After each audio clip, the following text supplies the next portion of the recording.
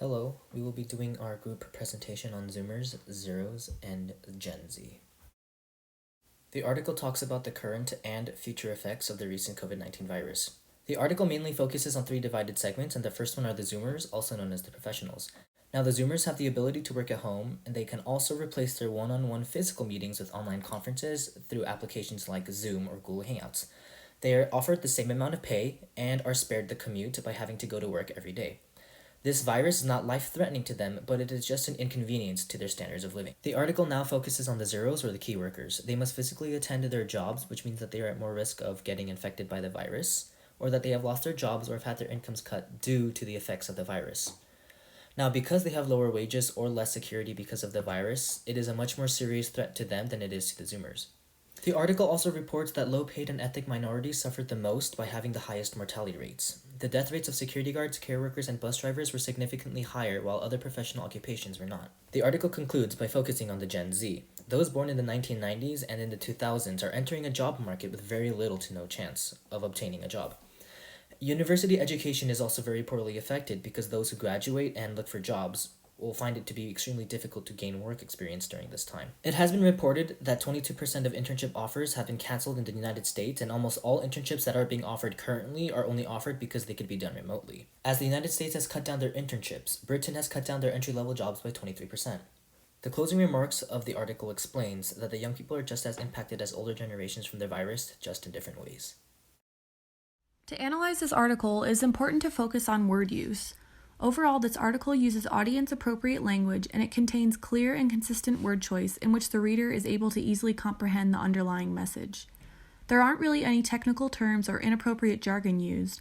However, the article gives a new meaning to words like zeros, Gen Z, and the new term Zoomers.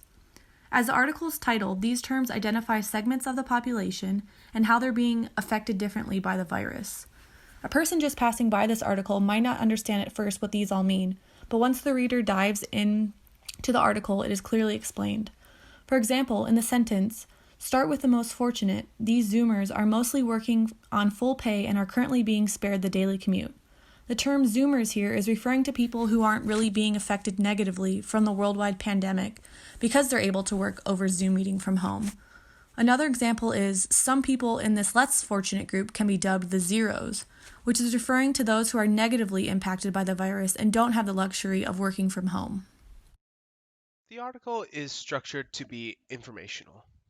It explains the effect COVID-19 has had on different generation groups, such as the use of Zoom meetings and how Zoomers are spared a daily commute and work from home, as well as how there are now zeros, people who have had 0 hours of work during this pandemic. It also talks about the potential long-term effects the pandemic may have in the future, especially those in university education, where it will be much harder to get work experience.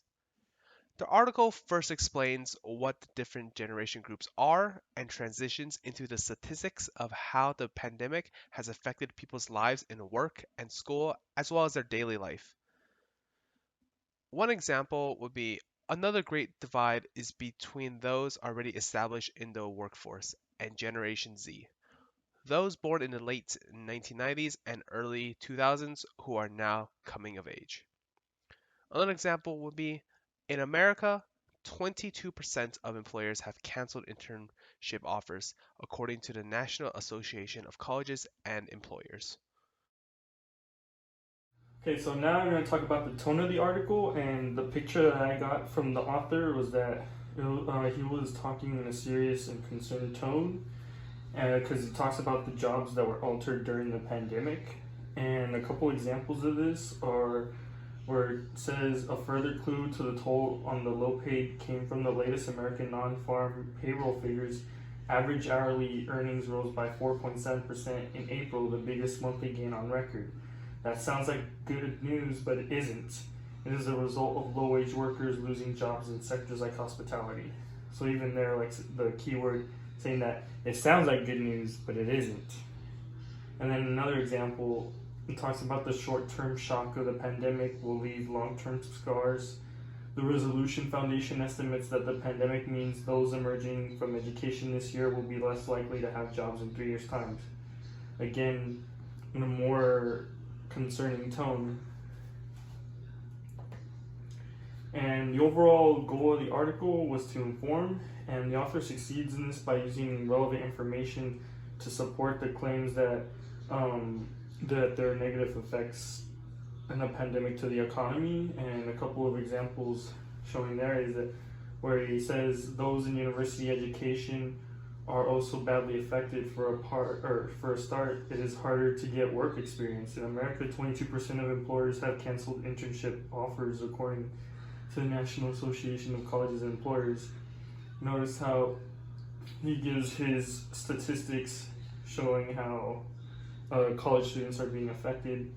And then the other example, the likelihood of being in employment would fall by 13% for graduates and 37% for those with the fewest qualifications. Again, just summing up just how negatively impacted the job market and it'll be for college students. I want to thank you for watching this presentation. If there are any questions in the audience, no? Thank you.